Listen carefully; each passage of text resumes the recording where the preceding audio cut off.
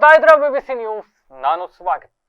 ಹಾಸನ ಜಿಲ್ಲೆಯ ದಿನದ ಪ್ರಮುಖ ಸುದ್ದಿಗಳ ಕ್ವಿಕ್ ರೌಂಡ್ ಆಫ್ ನಲ್ಲಿ ಮೊದಲನೇದಾಗಿ ಹೆಡ್ಲೈನ್ಸ್.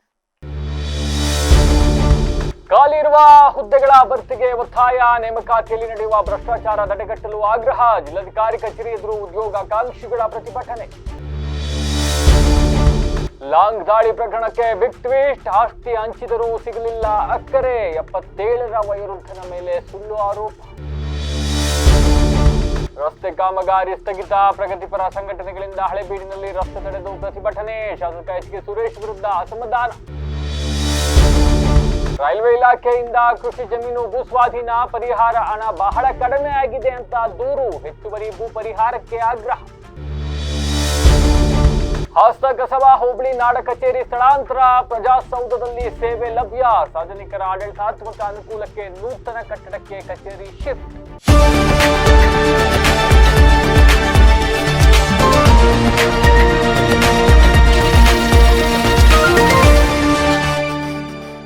ವಾರ್ತೆಗಳ ವಿವರ. ಹಾಸನದ ಜಿಲ್ಲಾಧಿಕಾರಿ ಕಚೇರಿ ಎದುರು ಇವತ್ತು ಎಐಡಿವೈಒ ನೇತೃತ್ವದಲ್ಲಿ ಉದ್ಯೋಗಾಕಾಂಕ್ಷಿಗಳು ಕೇಂದ್ರ ಹಾಗೂ ರಾಜ್ಯ ಸರ್ಕಾರದಲ್ಲಿ ಖಾಲಿ ಇರ್ತಕ್ಕಂಥ ಹುದ್ದೆಗಳ ಭರ್ತಿ ಹಾಗೂ ನೇಮಕಾತಿಯಲ್ಲಿ ನಡೀತಾ ಇರ್ತಕ್ಕಂಥ ಭ್ರಷ್ಟಾಚಾರವನ್ನ ತಡೆಗಟ್ಟಲು ಆಗ್ರಹಿಸಿ ಪ್ರತಿಭಟನೆಯನ್ನ ಮಾಡಿದ್ರು. ನಂತರ ಕಳೆದ ನವೆಂಬರ್ ತಿಂಗಳಿಂದ ಫೆಬ್ರವರಿವರೆಗೆ ಹಾಸನದ ಯುವ ಜನರು, ಉದ್ಯೋಗಾಕಾಂಕ್ಷಿಗಳು ಮತ್ತೆ ಸಾರ್ವಜನಿಕರಿಂದ ಸಂಗ್ರಹಿಸಿದ 100 ಸಹಿ ಸಂಗ್ರಹದ ಮನವಿ ಪತ್ರವನ್ನು ಜಿಲ್ಲಾಧಿಕಾರಿಗಳಿಗೆ ತಲುಪಿಸಲಾಯಿತು. ಇನ್ನು ಉದ್ಯೋಗಾಕಾಂಕ್ಷಿಗಳ ಹೋರಾಟ ಸಮಿತಿಯ ಅಧ್ಯಕ್ಷರಾದ ರಘು ಅವರು ಈ ಸಂದರ್ಭದಲ್ಲಿ ಮಾತನಾಡಿದ್ದಾರೆ. ಕೇಂದ್ರ ಮತ್ತೆ ರಾಜ್ಯ ಸರ್ಕಾರದ ವಿವಿಧ ಇಲಾಖೆಗಳಲ್ಲಿ ಲಕ್ಷಾಂತರ ಹುದ್ದೆಗಳು ಖಾಲಿ ಇದ್ರೂ ಕೂಡ ಅದನ್ನು ತುಂಬಿಕೊಳ್ಳುವ ಪ್ರಕ್ರಿಯೆ ನಡೀತಾ ಇಲ್ಲ. ಕಳೆದ 5-6 ವರ್ಷಗಳಿಂದ ರಾಜ್ಯದಲ್ಲಿ ಯಾವುದೇ ನೇಮಕಾತಿಗಳಾಗದೇ ಇರತಕ್ಕಂಥದ್ದು ಉದ್ಯೋಗಾಕಾಂಕ್ಷಿಗಳಲ್ಲಿ ಸಾಕಷ್ಟು ಆಕ್ರೋಶ ಮಡುಗಟ್ಟುವಂತೆ ಮಾಡಿದೆ. ಇನ್ನು ವಿದ್ಯಾರ್ಥಿಗಳು ಪದೇ ಪದೇ ಬೀದಿಗಿಳಿದು ಹೋರಾಟ ನಡೆಸ್ತಾ ಇದ್ದಾರೆ. ನಿರಂತರ ಹೋರಾಟದ ಪ್ರತಿಫಲವಾಗಿ ಮುಖ್ಯಮಂತ್ರಿಗಳು ಕಳೆದ ಡಿಸೆಂಬರ್ನಲ್ಲಿ 56,432 ಹುದ್ದೆಗಳನ್ನ ಭರ್ತಿ ಮಾಡ್ಕೊಳ್ತೀವಿ ಅಂತ, ಮತ್ತೆ ಬೆಳಗಾವಿ ಅಧಿವೇಶನದಲ್ಲಿ 24,300 ಹುದ್ದೆಗಳನ್ನ ನೇಮಕಾತಿಗೆ ಆರ್ಥಿಕ ಇಲಾಖೆಯಿಂದ ಅನುಮೋದನೆ ದೊರೆತಿದೆ ಅಂತ ಘೋಷಿಸಿದ್ರು. ಆದ್ರೆ ತಿಂಗಳುಗಳು ಕಳೆದ್ರೂ ಕೂಡ ನೇಮಕಾತಿ ಪ್ರಕ್ರಿಯೆ ಇದು ಕೂಡ ಆರಂಭ ಆಗಿಲ್ಲ. ಈಗ ಮತ್ತೆ ಹೋರಾಟದ ಬಿಸಿ ತಟ್ಟಿದ ಮೇಲೆ ಸಚಿವ ಸಂಪುಟ ಸಭೆಯಲ್ಲಿ 56,000 ಹುದ್ದೆಗಳ ನೇಮಕಾತಿಗೆ ಅನುಮೋದನೆ ದೊರೆತಿದೆ ಅಂತ ಸರ್ಕಾರ ಹೇಳ್ತಾ ಇದೆ. ಆದ್ರೆ ಇದು ಕೇವಲ ಬಾಯಿ ಮಾತಿಗಷ್ಟೇ ಹೇಳ್ತಾ ಇದ್ದಾರೆ. ಕೂಡಲೇ ನೇಮಕಾತಿಗೆ ಅಧಿಸೂಚನೆಯನ್ನ ಹೊರಡಿಸಬೇಕು, ಇಲ್ಲ ಅಂತಂದ್ರೆ ಪ್ರತಿಭಟನೆಯ ತೀವ್ರತೆಯನ್ನ ಹೆಚ್ಚಿಸಬೇಕಾಗುತ್ತೆ ಅಂತಕ್ಕಂಥ ಎಚ್ಚರಿಕೆಯನ್ನ ನೀಡಿದ್ದಾರೆ. ಫೈನ್.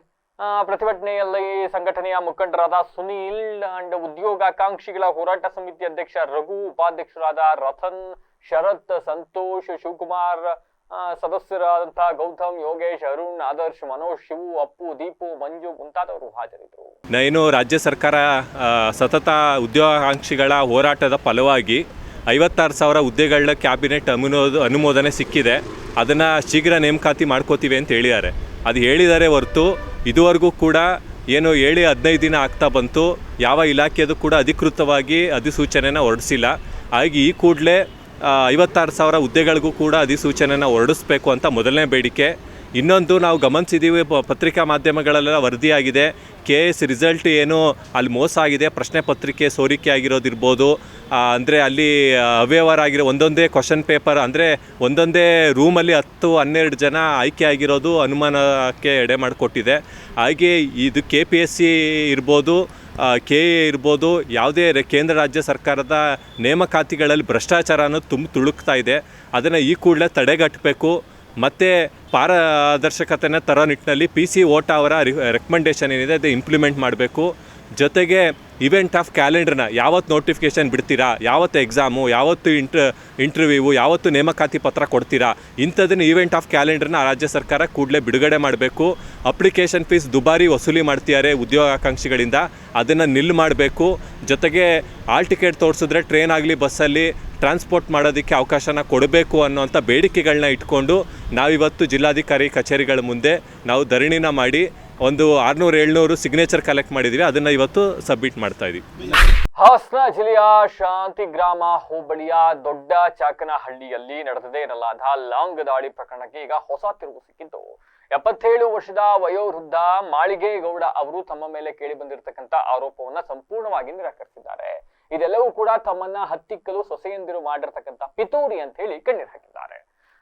ಎಸ್ ಅವ್ರು ಏನ್ ಹೇಳಿದ್ದಾರೆ, ನನ್ನ ಸ್ವಯಾರ್ಜಿತ ಆಸ್ತಿಯನ್ನ ಈಗಾಗಲೇ ಮಕ್ಕಳಿಗೆ ಸಮಾನವಾಗಿ ಹಂಚಿಕೆ ಮಾಡಿದ್ದೀನಿ, ಆದ್ರೂ ಕೂಡ ಅತಿಯಾದ ಆಸೆ ಹಾಗೂ ದ್ವೇಷದಿಂದ ಸೊಸೆಯರು ನನ್ನ ಮೇಲೆ ಉದ್ದೇಶಪೂರ್ವಕವಾಗಿ ಇಲ್ಲ ಸಲ್ಲದ ಆರೋಪಗಳನ್ನ ಹೊರಿಸ್ತಾ ಇದ್ದಾರೆ ಅಂತ ತಮ್ಮ ಅಳಲನ್ನ ತೋಡಿಕೊಂಡಿದ್ದಾರೆ. ಸುಮಾರು 15 ವರ್ಷಗಳ ಹಿಂದೆ ಕ್ಯಾನ್ಸರ್ ನಿಂದ ಪತ್ನಿಯನ್ನ ಕಳ್ಕೊಂಡು ಏಕಾಂಗಿಯಾಗಿ ಇರ್ತಕ್ಕಂಥ ನನಗೆ ಜೀವನದ ಸಂಧ್ಯಾ ಕಾಲದಲ್ಲಿ ಆಸರೆ ಆಗಬೇಕಾದವರೇ ಕುರುಕುಲ ನೀಡ್ತಾ ಇರ್ತಕ್ಕಂಥದ್ದು ದುರಾದೃಷ್ಟಕರ ಅಂತ ಹೇಳಿ ಬೇಸರವನ್ನ ವ್ಯಕ್ತಪಡಿಸಿದ್ರು. ಪತ್ನಿಯ ಅಗಲಿಕೆ ನಂತರ ಯಾರೂ ಇಲ್ಲದೆ ನೊಂದಿರುವ ನನಗೆ ನೆಮ್ಮದಿಯಿಂದ ಬದುಕಕ್ಕೆ ಬಿಡ್ತಾ ಇಲ್ಲ, ವಯೋಸಹಜ ಅಶಕ್ತಿಯಿಂದ ನಾನು ಬಳಲ್ತಾ ಇರಬೇಕಾದ್ರೆ ಲಾಂಗ್ ಹಿಡಿದು ಅಲ್ಲೇ ಮಾಡಿದ್ದೀನಿ ಅಂತಕ್ಕಂಥ ಸುಳ್ಳು ಆರೋಪ ಹೊರಿಸ್ತಕ್ಕಂಥದ್ದು ನನಗೆ ಭಾರಿ ನೋವಾಗಿದೆ ಅಂತ ಮಾಳಿಗೆಗೌಡರು ಹಿರಿಯ ಜೀವದ ನೋವನ್ನ ಮಾಧ್ಯಮಗಳು ಮುಂದೆ ಬಿಚ್ಚಿಟ್ಟಿದ್ದಾರೆ. ಇನ್ನು ಶಾಂತಿಗ್ರಾಮ ಪೊಲೀಸ್ ಠಾಣೆಯಲ್ಲಿ ಪ್ರಕರಣ ದಾಖಲಾಗಿದ್ರು. ಸತ್ಯಾಸತ್ಯತೆಯ ತನಿಖೆಯಿಂದ ಏನಾಗಿದೆ ಅನ್ನೋದನ್ನ ಹೊರಬರಬೇಕು ಅಂತ ಒತ್ತಾಯಿಸಿದ್ರು. ಬೈಕೆ ಓದ್ತಿದ್ದಲ್ಲ 70 ಲಕ್ಷ ಎಲ್ಲಿಂದ ತಂದಿಟ್ಕೊಂಡಿದ್ದೆ ನೀನು? 70 ಲಕ್ಷ ತಂದಿದ್ದೆ ಮಗನ್ ನಿಂತ್ಕೊಂಡ ಬೈಕೆ ಓದ್ತಿದ್ದಲ್ಲ, ನಾನ್ ನಿನ್ ಕೇಳಕ್ ಬಂದಿದ್ನ. ನಾನು ನೋಡು, ನಾನ್ ಮುಟ್ಟ ನೋಡ್ತೀನಿ, ಕತ್ತರಿಸು ನೋಡ್ತೀನಿ, ಜೈಲಿಗೆ ನೋಡಿ. ನಾವ ಓದ್ತೀವಿ, ಕಳ್ಸೋದ್ ಬೇಡ. ನೋಡಿ, ನಾವ ಓದ್ತೀವಿ, ನೀನು ಹುಟ್ಟಿಸ್ಕೊಂಡ್ರು ಯಾಕೆ ಬರ್ತಾರೆ ಮುಂಡ್ಗಾರು? ನನ್ನ ಕೆಲ್ಸಕ್ಕೆ ಬುಕ್ಸಕ್ಕೆ ಬಂದಿಲ್ಲ, ನೀನು ಅದೇನ ಕೆಲ್ಸಕ್ಕೆ ನಾವು ಹೋಗ್ತಿಲ್ಲ. ನಮ್ಮ ಅಪ್ಪಂದಲ್ಲ, ನೀನು ಅವತ್ತೇ ಹುಟ್ಟಿಸ್ಕೊಂಡಿದ್ದೆ, ಅವತ್ತೇ ಹುಟ್ಟಿಸ್ಕೊಂಡಿದ್ದೆ. ಹೊಡಿತೀಯ? ಯಾರಿಗೆ ಹೊಡಿತೀಯ ನೀನು? ಯಾರಿಗೆ ಹೊಡಿತಾ ಇದೀಯಾ? ಯಾರಿಗೆ ಹೊಡಿತಾ ಇದೀಯ ನೀನು? ನೋಡು, ಯಾರಿಗೆ ಹಾಕೊಂಡು ಅಲ್ಲ ಹೊಡಿಯ ಅಂತ ನೀನು ಕಸರ್ ಹೊಡಿತೀಯಲ್ಲ, ನೀನು ಹೊಡಿಯೋದೇ ಮಕ್ಕಳಿಗೆ ಒಂದ್ ಸ್ವಲ್ಪ ಬೆಲ್ಲ ಕೊಡಕ್ಕೆ ಗಣಸು ನೀನು. ಹಾಸನ ಜಿಲ್ಲೆಯ ಬೇಲೂರು ತಾಲೂಕಿನ ಪ್ರವಾಸಿ ತಾಣ ಹಳೇಬೀಡಿನಲ್ಲಿ ರಸ್ತೆ ಕಾಮಗಾರಿ ಪ್ರಾರಂಭ ಮಾಡಿ 3 ವರ್ಷದಿಂದ ಅದು ಸ್ಥಗಿತಗೊಂಡಿದ್ದು ಪೂರ್ಣಗೊಳಿಸಬೇಕು ಅಂತ ಒತ್ತಾಯಿಸಿ ಇವತ್ತು ದಲಿತ ಹಾಗೂ ವಿವಿಧ ಜನಪರ ಸಂಘಟನೆಗಳಿಂದ ಅಧಿಕಾರಿಗಳು ಹಾಗೂ ಶಾಸಕ ಎಚ್ ಕೆ ಸುರೇಶ್ ವಿರುದ್ಧ ಅಧಿಕಾರಿಗಳನ್ನ ಕೂಗಿ ಕೆಲಕಾಲ ರಸ್ತೆ ತಡೆ ನಡೆಸಿ ಪ್ರತಿಭಟನೆ ನಡೆಸಲಾಯಿತು. ಹಳೇಬೀಡಿನ ಹೊಯ್ಸಳ ವೃತ್ತದಲ್ಲಿ ಪ್ರತಿಭಟನೆ ನಡೆಸಿದ ದಲಿತ ಹಾಗೂ ವಿವಿಧ ಜನಪರ ಸಂಘಟನೆಗಳ ಕಾರ್ಯಕರ್ತರು ಮಾನವ ಸರಪಳಿಯನ್ನ ನಿರ್ಮಿಸಿ ರಸ್ತೆ ತಡೆಗೆ ಮುಂದಾದರು.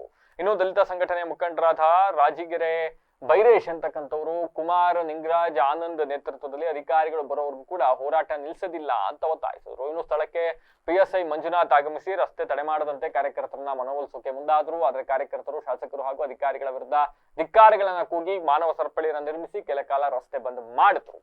ಈ ಸಂದರ್ಭದಲ್ಲಿ ದಲಿತ ಮುಖಂಡ ಕುಮಾರ್ ಮಾತನಾಡಿ, ಹಳೇಬೀಡಿನಲ್ಲಿ ಇತಿಹಾಸ ಪ್ರಸಿದ್ಧ ದೇವಾಲಯ ಇದೆ. ಸುಮಾರು 3 ವರ್ಷದ ಹಿಂದೆ ರಸ್ತೆ ಕಾಮಗಾರಿ ಆರಂಭ ಆಗಿದ್ದು ಇದುವರೆಗೂ ಕೂಡ ರಸ್ತೆ ಕಾಮಗಾರಿ ಪೂರ್ಣಗೊಂಡಿಲ್ಲ. ಒಂದ್ ರಸ್ತೆ ಮಾಡಕ್ 3 ವರ್ಷ ಬೇಕೆಂದ್ರೆ ಇದುವರೆಗೂ ಕೂಡ ಶಾಸಕರಾಗ್ಲಿ AEE ಅಥವಾ ಗುತ್ತಿಗೆದಾರರಾಗ್ಲಿ ತಿರುಗೂ ಕೂಡ ನೋಡಿಲ್ಲ. ಹಾಸನ, ಜಾವಗಲ್, ಬೇಲೂರು ಭಾಗದಿಂದ ಬರ್ತಕ್ಕಂಥ ವಾಹನಗಳು ಈ ರಸ್ತೆ ಮೂಲಕವೇ ಹಾದು ಹೋಗ್ಬೇಕು. ಇನ್ನು ಸರ್ಕಾರಿ ಆಸ್ಪತ್ರೆಗಾಗ್ಲಿ, ಗ್ರಾಮ ಪಂಚಾಯತಿ ಕಚೇರಿಗಾಗ್ಲಿ ತೆರಳಕ್ಕೆ ಅರಸಾಹಸ ಪಡ್ಬೇಕನ್ನಂತ ದುಸ್ಥಿತಿ ನಿರ್ಮಾಣ ಆಗಿದೆ. ಓಡಾಡಕ್ಕಾಗ್ತಾ ಇಲ್ಲ. ರಸ್ತೆ ಇಲ್ಲದಿರೋದ್ರಿಂದ ಎಮರ್ಜೆನ್ಸಿ ಆಂಬುಲೆನ್ಸ್ ಮೂಲಕ ರೋಗಿಗಳನ್ನ ಆಸ್ಪತ್ರೆಗೆ ಕರ್ಕೊಂಡು ಹೋಗಕ್ಕೆ 1 ಕಿಲೋಮೀಟರ್ ಸುತ್ತಕೊಂಡು ಹೋಗ್ಬೇಕನ್ನಂತ ಅನಿವಾರ್ಯತೆ ನಿರ್ಮಾಣ ಆಗೋಗಿದೆ. ಅಷ್ಟ್ರಲ್ಲಿ ಪ್ರಾಣವೇ ಹೋಗ್ಬಿಟ್ರೆ ಏನ್ ಕಥೆ? ಕೂಡಲೇ ಅಧಿಕಾರಿಗಳು ಸ್ಥಳಕ್ಕೆ ಬರಬೇಕು, ರಸ್ತೆ ಕಾಮಗಾರಿ ಆರಂಭಿಸಬೇಕು, ಇಲ್ದೋದ್ರೆ ಅಹೋರಾತ್ರಿ ಧರಣಿ ಮಾಡ್ತೀವಿ ಅಂತಕ್ಕಂಥ ಎಚ್ಚರಿಕೆಯನ್ನ ನೀಡೋದು. ಇನ್ನು ಕೊನೆಗೂ ಸ್ಥಳಕ್ಕೆ ಆಗಮಿಸಿದ ಇಂಜಿನಿಯರ್ ಸೋಮಶೇಖರ್ ಅವರು ಮಾತನಾಡಿದ್ದಾರೆ. ಕೆಲ ದಿನಗಳಿಂದ ಕೆಲಸಗಾರರು ತಾಂತ್ರಿಕ ದೋಷದಿಂದ ಕಾಮಗಾರಿ ವಿಳಂಬ ಆಗಿತ್ತು. ಅದರ ಸಮಸ್ಯೆ ಬಗೆಹರಿಸಿ ನಾಳೆಯಿಂದಲೇ ಕೆಲಸ ಆರಂಭಿಸ್ಬಿಡ್ತೀವಿ ಅಂತಕ್ಕಂಥ ಭರವಸೆ ಕೊಟ್ಟರು. ತಕ್ಷಣ ಪ್ರತಿಭಟನಾಕಾರರು ಪ್ರತಿಭಟನೆ ನಿಲ್ಲಿಸಿ ವಾಹನ ಸಂಚಾರಕ್ಕೆ ಅವಕಾಶ ಮಾಡಿಕೊಟ್ರು. ಸಾಮಾಜಿಕ ಹೋರಾಟಗಾರ ಬೈರೇಶ್, ದಲಿತ ಮುಖಂಡರಾದ ನಿಂಗರಾಜು, ಸೋಮಶೇಖರ್, ಆನಂದ್ ಸೇರಿದಂತೆ ವಿವಿಧ ಸಂಘಟನೆಯ ಮುಖಂಡರುಗಳು ಭಾಗವಹಿಸಿದರು.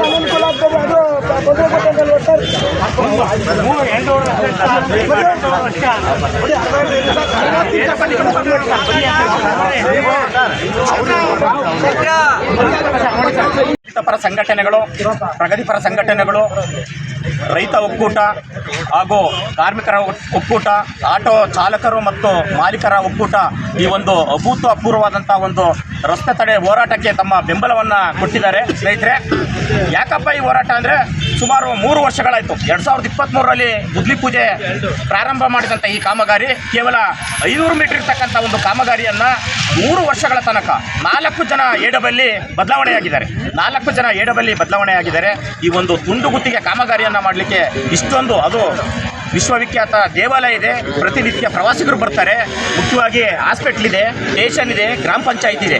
ಎಲ್ಲ ಸರ್ಕಾರಿ ಕಚೇರಿಗಳಿಗೆ ಜನಸಾಮಾನ್ಯರು, ವೃದ್ಧರು, ವಯೋವೃದ್ಧರು, ಮಕ್ಕಳು ಓಡಾಡಬೇಕಾದಂಥ ಒಂದು ರಸ್ತೆಯನ್ನು ಕಿತ್ತು ನೀವು ಜಾಣ ಮೌನವನ್ನು ವಹಿಸಿ ಈ ಒಂದು ಸಾರ್ವಜನಿಕರಿಗೆ ನೀವು ತೊಂದರೆ ಕೊಡ್ತಿದ್ದೀರಲ್ಲ, ನಿಜವಾಗ್ಲೂ ನಿಮಗೆ ಮಾನ ಮರುವಾದಿ ಅನ್ನೋದಿದ್ದರೆ ನೀವು ದಯಮಾಡಿ ಬಂದು ಈ ಕಾಮಗಾರಿಯನ್ನು ಪೂರ್ಣಗೊಳಿಸಬೇಕು. ನೀವು ಸ್ಥಳಕ್ಕೆ ಬಂದು ದಯಮಾಡಿ ಮಾಹಿತಿಯನ್ನು ಕೊಡಬೇಕು. 1 ತಿಂಗಳಿಂದ ಇದೇ ಮಾನ್ಯ ಜಿಲ್ಲಾಧಿಕಾರಿಗಳಾದಂಥ ಶ್ರೀಮತಿ ನಮ್ಮ ಎಲ್ಲ ಆಟೋ ಚಾಲಕರು ಮತ್ತು ದಲಿತ ಸಂಘರ್ಷ ಸಮಿತಿ ಮತ್ತು ರೈತ ಸಂಘ, ಪ್ರಗತಿಪರ ಸಂಘಟನೆಗಳ ಒಕ್ಕೂಟದಿಂದ ಈ ಸ್ಟ್ರೈಕು ಹಮ್ಮಿಕೊಂಡಿದ್ದೇವೆ. ಏನಪ್ಪ ಅಂತಂದರೆ ಇವತ್ತು ಈ ಪ್ರವಾಸಿ ಮಂದಿರ ಇರೋದ್ರಿಂದ ಹಳೇಬೀಡು ಐತಿಹಾಸಿಕ ಇರೋಂಥ ಸ್ಥಳ. ಈ ಸ್ಥಳದಲ್ಲಿ ಒಬ್ಬ ಮನುಷ್ಯ 3 ವರ್ಷದಿಂದ ಅವ್ರಿಗೆ ಹೇಳ್ತಲಿದ್ದೀವಿ ನಾವು ಕೆಲಸ ಮಾಡಿ ಮನೆಯೆಲ್ಲ ಫೋನ್ 15 ದಿನ ಆಯಿತು ಫೋನ್ ಮಾಡಿ ಕೆಲಸ ಮಾಡ್ತೀವಿ ಮುಗಿಸ್ತೀವಿ ಅಂತಾರೆ. ಇದುವರೆಗೂ ಸಹ AW ಬಂದಿಲ್ಲ. MLA ಇದ್ರ ಬಗ್ಗೆ ಕಾಳಜಿ ವಹಿಸಿಲ್ಲ. ಆಮೇಲೆ ಕಾಂಟ್ರಾಕ್ಟರ್ ಅವರು ಬೇಕಾಬಿಟ್ಟು ಅವ್ರಿಗೊಂಥರ ಏನೋ ಒಂದು ಪರಿಜ್ಞಾನನೇ ಇಲ್ಲ ಮನುಷ್ಯನಿಗೆ.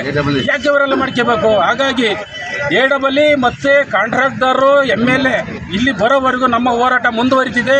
ಯಾವುದೇ ಕಾರಣಕ್ಕೂ ನಾವು ಇಲ್ಲಿಂದ ಕದಲಲ್ಲ. ನಮ್ಮ ಭರವಸೆ ಈಡೇರಿಸ್ಬೇಕು. ಇವತ್ತು ಯಾವುದೇ ಕಾರಣಕ್ಕೂ ನಾವು ಬಿಡೋದಿಲ್ಲ. ಯಾಕಪ್ಪ ಅಂತಂದ್ರೆ ಇಲ್ಲಿ ಸಾರ್ವಜನಿಕರಿಗೆ ಭಾರಿ ತೊಂದರೆ ಆಗ್ತಾಯಿದೆ. ಮೊನ್ನೆ ಆಂಬುಲೆನ್ಸು ಹಾಸ್ಪಿಟಲ್ ಆಂಬುಲೆನ್ಸ್ ಇಲ್ಲಿಂದ ಅಲ್ಲಿಂದ ಬರೋದಕ್ಕೆ ಎಷ್ಟು ಸೀರಿಯಸ್ ಆಗಿದೆ ಅಂತಂದರೆ ಅರ್ಥ ಮಾಡ್ಕೋಬೇಕು ಶಾಸಕರು ಏನು ಮಾಡ್ತಾರೆ. ಆಲೂರು ತಾಲೂಕಿನ ಪಾಳ್ಯ ಹೋಬಳಿಗೆ ಸೇರಿದ ತಾಳೂರು ಗ್ರಾಮದ ಸರ್ವೆ ನಂಬರ್ 22/1ರಲ್ಲಿರ್ತಕ್ಕಂಥ ತಮ್ಮ ಕೃಷಿ ಜಮೀನನ್ನ ರೈಲ್ವೆ ಇಲಾಖೆ ಭೂಸ್ವಾಧೀನ ಮಾಡ್ಕೊಂಡಿದ್ದು, ನೀಡಿರ್ತಕ್ಕಂಥ ಪರಿಹಾರ ಹಣ ಬಹಳ ಕಡಿಮೆಯಾಗಿದೆ ಅಂತ ಹೇಳಿ ಸ್ಥಳೀಯ ರೈತರು ದೂರಿದ್ದಾರೆ. ಹೆಚ್ಚುವರಿ ಪರಿಹಾರ ನೀಡಬೇಕು, ಇಲ್ಲದಿದ್ರೆ ಹೋರಾಟದ ಹಾದಿ ಹಿಡಿತೀವಿ ಅಂತ ಎಚ್ಚರಿಕೆಯನ್ನು ಕೂಡ ನೀಡಿದ್ದಾರೆ. ಪತ್ರಿಕಾಗೋಷ್ಠಿಯಲ್ಲಿ ಮಂಗಳವಾರ ಮಾತನಾಡಿರ್ತಕ್ಕಂಥ ಅವರು ಸರ್ವೆ ನಂಬರ್ 22/1ರಲ್ಲಿ ಒಟ್ಟು 0.37 ಎಕರೆ ಜಮೀನಲ್ಲಿರ್ತಕ್ಕಂಥ ಸುಮಾರು 27 ಗುಂಟೆ ಜಮೀನು ರೈಲ್ವೆ ಇಲಾಖೆ ಕಾಮಗಾರಿಗೆ ಭೂಸ್ವಾಧೀನ ಮಾಡಿಕೊಡಲಾಗಿದೆ. ಈ ಜಮೀನಿನಲ್ಲಿ ಸುಮಾರು 380 ಅಡಿಕೆ ಮರಗಳು, 38 ತೆಂಗಿನ ಮರಗಳು, ಸಾಕಷ್ಟು ಕಾಫಿ ಗಿಡಗಳಿದ್ದು ಇವೆಲ್ಲವೂ ಕೂಡ ರೈತರ ಜೀವನಾಧಾರವಾಗಿತ್ತು. ಆದ್ರೆ ರೈಲ್ವೆ ಇಲಾಖೆ ಈ ಜಮೀನಿಗೆ ಕೇವಲ 20 ಲಕ್ಷ ರೂಪಾಯಿ ಪರಿಹಾರ ಘೋಷಿಸಿದೆ. ಆದ್ರೆ ಮಾರುಕಟ್ಟೆ ಮೌಲ್ಯಕ್ಕೆ ಹೋಲಿಸಿದ್ರೆ ತುಂಬಾ ಕಡಿಮೆ ಅಂತ ರೈತರು ದೂರಿದ್ರು. ಇನ್ನು ಹಲವು ವರ್ಷಗಳಿಂದ ಇದೇ ಜಮೀನು ನಂಬಿ ಬದುಕ್ತಾ ಇರ್ತಕ್ಕಂಥ ನಮಗೆ ಬೇರೆ ಜಮೀನಿಲ್ಲ. ರೈಲ್ವೆ ಇಲಾಖೆ ಕಾಮಗಾರಿಗೆ ಜಮೀನು ಬಿಟ್ಟುಕೊಟ್ಟ ನಂತರ ಕುಟುಂಬದ ಜೀವನೋಪಾಯದ ಮೇಲೂ ಕೂಡ ಇದು ಪರಿಣಾಮ ಬೀರ್ತಕ್ಕಂಥ ಆತಂಕವನ್ನ ವ್ಯಕ್ತಪಡಿಸಿದ್ರು. ಇನ್ನೊಂದೆಡೆ ಎತ್ತಿನಹೊಳೆ ಯೋಜನೆ ಪುನರ್ವಸತಿ ಯೋಜನೆಯಡಿ ಕೇವಲ 5 ಲಕ್ಷ ರೂಪಾಯಿ ನೀಡಲಾಗ್ತಾ ಇದೆ. ಇದರಿಂದ ಕುಟುಂಬಕ್ಕೆ ಉಂಟಾಗಿರ್ತಕ್ಕಂಥ ನಷ್ಟಕ್ಕೆ ಸಮರ್ಪಕ ಪರಿಹಾರ ಸಿಗ್ತಾ ಇಲ್ಲ ಅಂತ ತಮ್ಮ ಅಳಲನ್ನು ತೋಡಿಕೊಂಡಿದ್ದಾರೆ. ಅದರಿಂದ ಸಂಬಂಧಪಟ್ಟ ಅಧಿಕಾರಿಗಳು ಸ್ಥಳಕ್ಕೆ ಭೇಟಿ ನೀಡಿ ವಾಸ್ತವ ಪರಿಸ್ಥಿತಿಯನ್ನ ಪರಿಶೀಲಿಸಿ ರೈತರಿಗೆ ನ್ಯಾಯಸಮ್ಮತವಾಗಿ ಹೆಚ್ಚುವರಿ ಪರಿಹಾರ ನೀಡುವಂತೆ ರೈಲ್ವೆ ಇಲಾಖೆಗೆ ಆದೇಶಿಸಬೇಕು ಅಂತ ಮನವಿಯನ್ನ ಮಾಡಿದ್ರು. ಏನೋ ಕೃಷಿ ಮತ್ತೆ ತೋಟಗಾರಿಕೆ ಸಂಬಂಧಿಸಿದ ಬೆಳೆಗಳ ಮೌಲ್ಯ, ಮರಗಳ ಸಂಖ್ಯೆ, ಜಮೀನಿನ ನಿಜವಾದ ಮೌಲ್ಯ ಪರಿಗಣಿಸಿ ಸಮರ್ಪಕ ಪರಿಹಾರ ನೀಡಬೇಕು ಅಂತ ಒತ್ತಾಯಿಸಿದ್ರು. ಇಲ್ದೋದ್ರೆ ಪ್ರತಿಭಟನೆ ಮಾಡ್ತೀವಿ ಮುಂದಿನ ದಿವಸಗಳಲ್ಲಿ ಬಹಳ ದೊಡ್ಡ ಮಟ್ಟದಲ್ಲಿ ಅಂತಕ್ಕಂಥ ಎಚ್ಚರಿಕೆಯನ್ನು ಕೂಡ ನೀಡಿದ್ದಾರೆ. ಇನ್ನು ಈ ಸಂದರ್ಭದಲ್ಲಿ ಪತ್ರಿಕಾಗೋಷ್ಠಿಯಲ್ಲಿ ಗ್ರಾಮಸ್ಥರಾದ ಮಂಜೇಗೌಡ, ಚಿದಾನಂದ್, ಯೋಗೇಶ್ ಅಂತಕ್ಕಂಥವ್ರು ಹಾಜರಿದ್ದರು. ಬೇಲೂರು ಮತ್ತು ಚಿಕ್ಕಮಗಳೂರು ಮಾರ್ಗವಾಗಿ ರೈಲ್ವೆ ಬೆಡ್ಸು ಹೊಸದಾಗಿ ಕೆಲಸ ಪ್ರಾರಂಭವಾಗಿದೆ. ಅವಾರ್ಡೆಲ್ಲ ಫಿಕ್ಸ್ ಮಾಡ್ತಿದ್ದಾರೆ. ಎಲ್ಲ ಸರ್ವೆ ಎಲ್ಲ ಆಗಿದೆ, ನೋಟಿಸ್ ಎಲ್ಲ ಕೊಟ್ಟಿದ್ದಾರೆ, ಅವಾರ್ಡು ಫಿಕ್ಸ್ ಮಾಡಿದ್ದಾರೆ. ಸರ್ ನಮಗೇನಪ್ಪ ಅಂದರೆ ಇನ್ನು ಅದು ಸಾರ್ವಜನಿಕ ಅನುಕೂಲ ಒಳ್ಳೆಯದಿರಲಿ, ಅದ್ರ ಬಗ್ಗೆ ನಾವು ರೈಲು ಮಾರ್ಗ ಹೋಗಿರೋದು ತಪ್ಪು ಅಂತ ನಾವೇನು ಹೇಳಲ್ಲ. ಬಟ್ ಅಲ್ಲಿ ಏನಾಗಿದೆ ಅಂದರೆ ಹಿಂದಿನಿಂದಲೂ ವಾಟೆಹೊಳೆ ಅಂತ ಒಂದು ಚಾನೆಲ್ ಬಂತು. ಅದು ಸಹ ನಮ್ಮ ತಾಳೂರು ಮಾರ್ಗವಾಗಿ ಹಿಂಗೆ ಆಲೂರು ಕಡೆಗೆ ಬಂದಿದೆ ಒಂದು. ಎರಡನೇದು ಎತ್ತಿನಹೊಳೆ ಅಂತ ಬಂತು, ಅದು ಸಹ ನಮ್ಮ ಜಮೀನಲ್ಲೇ ಹೋಗಿದೆ.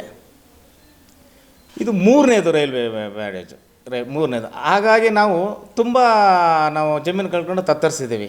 ಯಾಕಂದರೆ ನಮ್ಮ ತಾಳೂರು ಪಂಚಾಯತಿ ಅಂದರೆ ಒಂದು ಸ್ವಲ್ಪ ಲೇಬರ್ ಏರಿಯಾ ಅಂತೇನು ಯಾರೂ ಜಮೀನ್ದಾರಲ್ಲ. ಒಂದು ಎಕರೆ 2 ಎಕರೆ ಹಿಂಗೆ ಇರೋಂಥ ನಾವು ರೈತರು, ಸಣ್ಣ ಹಿಡಿಯುಳಿದಾರರು ನಾವೆಲ್ಲ.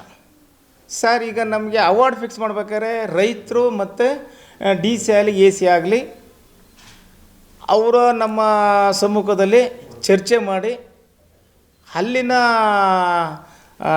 ವೇರಿಯೇಷನ್ ನೋಡಿ ಅವಾರ್ಡ್ ಫಿಕ್ಸ್ ಮಾಡೋದು ನಾವು ಒಪ್ಪಿಗೆ ಆಗೋದು, ಅಲ್ಲಿ ಏನೋ ಡಿಸ್ಕಸ್ ಆಗೋದು, ಆಮೇಲೆ ನಾವೆಲ್ಲ ಒಪ್ಕೊಳ್ತಿದ್ವಿ. ಸರ್ ಇಲ್ಲಿ ಏನು ಹೇಳ್ತಾರೆ, ಈಗ ನಮ್ಮನ್ನು ಗಮನಕ್ಕೆ ತರಲೇ ಇಲ್ಲ. ಅವಾರ್ಡ್ ಫಿಕ್ಸ್ ಮಾಡಿದ್ದಾರೆ, ಕೆಲವರಿಗೆ ನೋಟಿಸ್ ಎಲ್ಲ ಕೊಟ್ಟಿದ್ದಾರೆ, ಅವಾರ್ಡ್ ನೋಟಿಸ್ ಕೊಟ್ಟಿದ್ದಾರೆ. ಇವತ್ತಿನ ವ್ಯಾಲ್ಯೂಯೇಷನ್ನು ಸರ್ ಅಲ್ಲಿ ಇದು ಸರ್ಕಾರದ ವ್ಯಾಲ್ಯೂಯೇಷನ್ನು 1 ಎಕರೆಗೆ 4 ಲಕ್ಷ, 5 ಲಕ್ಷ, 3.5 ಲಕ್ಷ ಅಂತೆಲ್ಲ ಇದೆ 1 ಎಕರೆಗೆ. ಯಾಕೆ ಹಂಗಾಗಿದೆ ಅಂದರೆ ಇಂದಿನ ವ್ಯಾಲ್ಯೂಯೇಷನ್ನು ಅಲ್ಲಿ ಸರ್ಕಾರ ಫೀಸ್ ಕಟ್ಟಾಗೋದಲ್ಲ, ಬಡವರು ಅನ್ನೋ ಒಂದು ಸಣ್ಣ ಹಿಡಿಯೋಳ್ದಾರ ಅಂತ ಹೇಳ್ಬಿಟ್ಟು ಆ ಸಣ್ಣ ಅಮೌಂಟಲ್ಲಿ ನಾವು ರಿಜಿಸ್ಟರ್ ಮಾಡಿ ಜಮೀನೆಲ್ಲ ಮಾಡ್ಕೊಂಡು ಫೀಸ್ ಕಟ್ಟಿ. ಹಾಸನದ ಸಾರ್ವಜನಿಕರ ಆಡಳಿತಾತ್ಮಕ ಅನುಕೂಲ ಹಾಗೂ ಉತ್ತಮ ಸೌಲಭ್ಯ ಒದಗಿಸತಕ್ಕಂಥ ನಿಟ್ಟಿನಲ್ಲಿ ಇದುವರೆಗೆ ಹಳೆಯ ಕಟ್ಟಡದಲ್ಲಿ ಕಾರ್ಯನಿರ್ವಹಿಸ್ತಾ ಇದ್ದ ಕಸಬಾ ಹೋಬಳಿಯ ನಾಡ ಕಚೇರಿಯನ್ನ ತತ್ಕ್ಷಣದಿಂದ ಜಾರಿಗೆ ಬರುವಂತೆ BM ರಸ್ತೆಯಲ್ಲಿರ್ತಕ್ಕಂಥ ನೂತನ ಪ್ರಜಾಸೌಧ ಕಟ್ಟಡಕ್ಕೆ ಸ್ಥಳಾಂತರ ಮಾಡಲಾಗಿದೆಯಂತೆ. ಕಸಬಾ ಹೋಬಳಿ ವ್ಯಾಪ್ತಿಗೆ ಬರ್ತಕ್ಕಂಥ ನಾಗರಿಕರು ಇನ್ನು ಮುಂದೆ ಜಾತಿ ಮತ್ತೆ ಆದಾಯ ಪ್ರಮಾಣ ಪತ್ರ, ಪಾಣಿ ತಿದ್ದುಪಡಿ ಸೇರಿದಂತೆ ವಿವಿಧ ಕಂದಾಯ ಸೇವೆಗಳಿಗಾಗಿ ಇಷ್ಟು ದಿವಸ MG ರೋಡಲ್ಲಿ ಹೋಯ್ತಾ ಇದ್ರಲ್ಲ, ಅಲ್ಲಿಗೆ ಹೋಗೋ ಅವಶ್ಯಕತೆ ಇಲ್ಲ. ಬದಲಾಗಿ ಈ ಹಿಂದೆ ಏನ್ ತಾಲೂಕು ಆಫೀಸ್ ಇತ್ತು, ರಾತ್ರಿ ಒಡೆದು ಈಗ ದೊಡ್ಡದಾಗಿ ಪ್ರಜಾಸೌಧ ಅಂತ ಕಟ್ಟಿದ್ದಾರೆ. ಮೊನ್ನೆ ಸಿದ್ದರಾಮಯ್ಯ ಅವರು ಉದ್ಘಾಟನೆ ಮಾಡೋದ್ರು. ಈಗ ಕಟ್ಟಡದಲ್ಲಿ ಹೋಮ ಹವನ ಪೂಜೆ ಎಲ್ಲ ಮಾಡಿ ಅಲ್ಲಿಗೆ ಶಿಫ್ಟ್ ಮಾಡಿದ್ದಾರೆ. BM ರಸ್ತೆಯಲ್ಲಿರೋ ಈ ಹೊಸ ಕಚೇರಿಯನ್ನೇ ಎಲ್ಲರೂ ಕೂಡ ಸಂಪರ್ಕಿಸಬಹುದಾಗಿದೆಯಂತೆ. ಇನ್ನು ಹಳೆ ಕಚೇರಿಯಲ್ಲಿ ಇನ್ನು ಮುಂದೆ ಯಾವುದೇ ಸಾರ್ವಜನಿಕ ಸೇವೆಗಳು ಲಭ್ಯ ಇರೋದಿಲ್ಲ ಅಂತಕ್ಕಂಥ ಮಾಹಿತಿಯನ್ನ ಸಾರ್ವಜನಿಕರು ಗಮನಿಸಬೇಕು. ಹೊಸ ಕಚೇರಿಗೆ ಬನ್ನಿ ಅಂತ ಹೇಳಿದ್ದಾರೆ.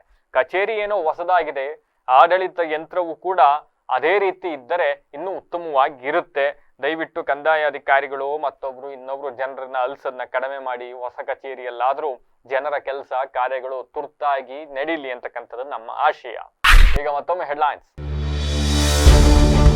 ಖಾಲಿ ಇರುವ ಹುದ್ದೆಗಳ ಭರ್ತಿಗೆ ಒತ್ತಾಯ, ನೇಮಕಾತಿಯಲ್ಲಿ ನಡೆಯುವ ಭ್ರಷ್ಟಾಚಾರ ತಡೆಗಟ್ಟಲು ಆಗ್ರಹ, ಜಿಲ್ಲಾಧಿಕಾರಿ ಕಚೇರಿ ಎದುರು ಉದ್ಯೋಗಾಕಾಂಕ್ಷಿಗಳ ಪ್ರತಿಭಟನೆ.